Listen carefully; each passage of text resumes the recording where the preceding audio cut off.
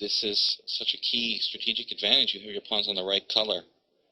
Black's pawns are on the wrong color, the same color as his bishop, which means that he doesn't have good defense of the dark squares. Now, this dark squares, this diagonal, for example, cannot be protected by pawns later on. Now, knight b5, also very similar to French defense themes here. Hopping into d6, hopping into c7, and getting a Steinitzian control of d4. So this, I guess, is still theory.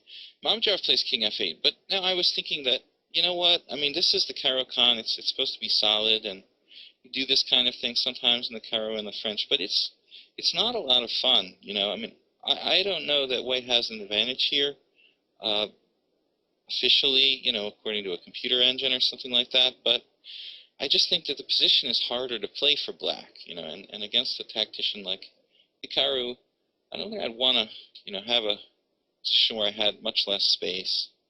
So this is tough for black. Now, king on f8, and the greater problem often is the rook, you know, how to coordinate the rooks on the back rank if the king is unable to castle. So this not as solid as we'd like to play against Nakamura, I think. Okay, knight on b to d4, and then knight e7, and that's one thing that's okay here. I mean, you don't mind giving up that bishop. It's not a big prize. It's, you know, it's the bad bishop outside the pawn chain, and we want to get developed. So knight e7 is a good move. Castle, Hikaru is way ahead in development. And then bishop e4, and I guess this is still theory. And according to my chess engine, everything checked out okay. And then rook e1, which also stays like pretty much the first choice of most chess engines. You know, principled move, sensible move in the center, but we also want to overprotect e5 indirectly. White doesn't have too much here, but he has enough. You know, how is black going to resolve his problems with his king?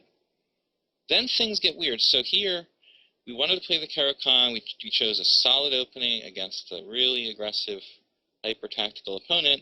And then, in a totally normal position, okay, our king's on f8, but anyway, that's one small concession. But do we need to put our queen on b4? As here, I knew something was going wrong when black played this move. This move doesn't look like a good idea. I mean, we're human. We have to stick to kind of general principles, and this doesn't look like a good idea to me. I mean, you know, anyway, if you wanted to attack the pawn on b2, if you definitely, desperately had to, I would play queen b6 probably, where it's not exposed to attack. But to play queen b4 when you need to get developed and your king is on f8, it just seems almost suicidal. So again, you know, Hikaru doesn't have to be, you know, really asked to jettison this pawn on b2. He's more than happy to accommodate black. And it's like waving a red flag in front of a bull. I mean, sacrifice this pawn. Okay, no problem. a3, and then this move actually is kind of funny because he ends up playing rook b1 anyway. And he's so happy to sacrifice this pawn, he actually gives up, you know, the a3 pawn, rook b1, and then queen takes a3, and rook takes b7. And now, once again, you know, in the cold light of computer analysis, I think that black is okay here.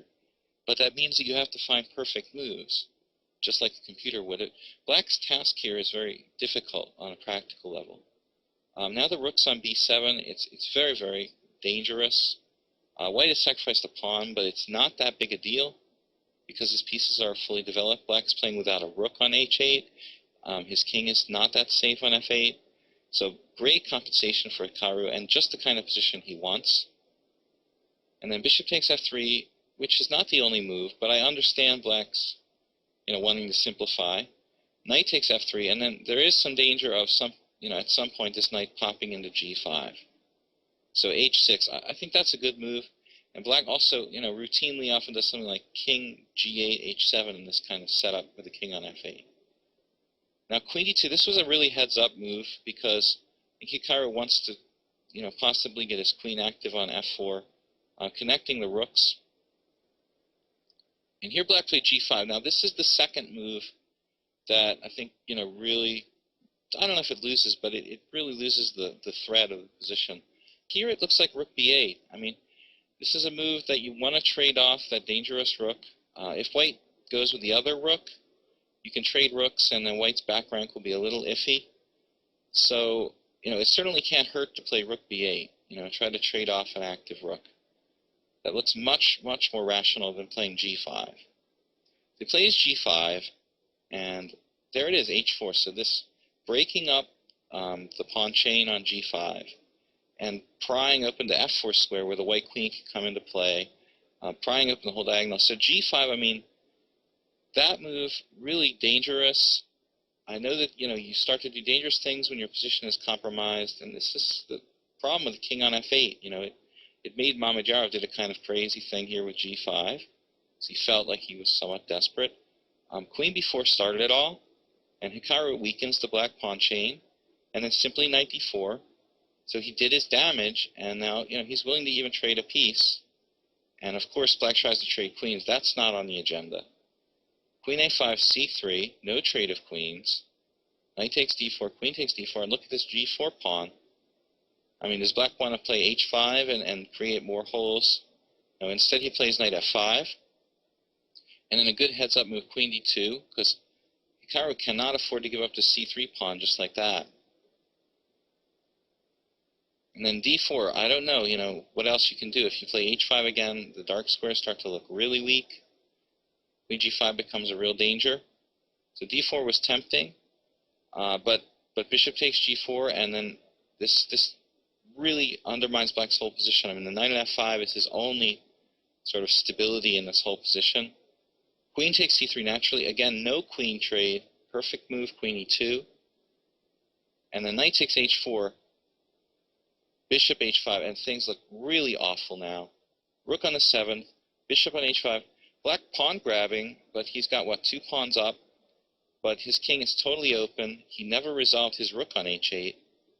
No coordination. Rook h7. But look at this. Hanging rook, queen e4. Tactic. So Nakamura, tactic magnet, and things are just not looking good. There was one defensive try here that almost worked for black. He could have played f5. I don't know how far anybody saw this, but according to computer analysis, it would be like pawn takes pawn en passant, rook takes, and then the very neat move, queen takes e6, leaves white with an advantage because you're threatening to play queen e8 mate. When black's then only move would be queen c8, queen d6 check, king over, queen g3 check, picking up the knight, and just massive attack in the resulting position where black's king is wide open. So that's a cool variation, but I don't think most of us would want to try to play f5. Unfortunately for Mamedyarov, everything else loses.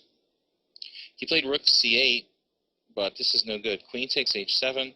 We grab the rook, king up, and then can get another pawn. But look at the overwhelming threats against f7. How are you going to protect against that when all the pawn, all the checks run out after you grab the pawn? Queen takes e5, g3, and the beauty of this position now here is no moves for black in this position. Rook c7, rook b8 check, king e7, and then it's not mate, but black loses the queen. Queen takes f7 check, all forced. King d6, queen f8 check, clearly the best move. And then nowhere to go. King to d5, and black resigned in view of the threat of rook b5 check. And all the variations check out tactically. I mean, I don't think anybody missed anything major in this game. I mean, what it came down to is a kind of combination of factors. I mean, the black king on f8, unable to castle, resulting in developmental cramp for black. Rook on h8 that can't play. Then, in that kind of position where maybe a Petrosian could have held it together with perfect defensive moves, Mamedyarov starts, playing queen b4 and grabbing a pawn on b2 in that kind of position where his king is on f8 against a strong attacking player. It doesn't seem like a good idea. And then finally, the g5 move, because he's so desperate to get his king off of f8 with king g7, allowed Hikaru to really, weaken his whole king-side structure with the move h4. And as you can see, after that, everything started to just tactically fall apart. Black's position just too creaky. So, this is the kind of thing you start the game thinking that the Caro-Kann is a solid choice, but in reality, it's a difficult opening to play where you have less space. And so I think if we want a solid choice, we're going to go with e4, e5 from now on. Anyway, that was the not-so-solid Caro-Kann. if, we can get Petrosian back here from the grave, maybe he can do a little better interpretation for us of the Caro-Kann, but you've got to play very, very precisely like Karpov, or Petrosian when you play the Caro-Kann, especially against a dangerous advanced variation with e5. I thought a very neat game by Nakamura there from the Gashima Memorial 2014. This was International Master William Paschall for ChessLecture.com. Thanks again.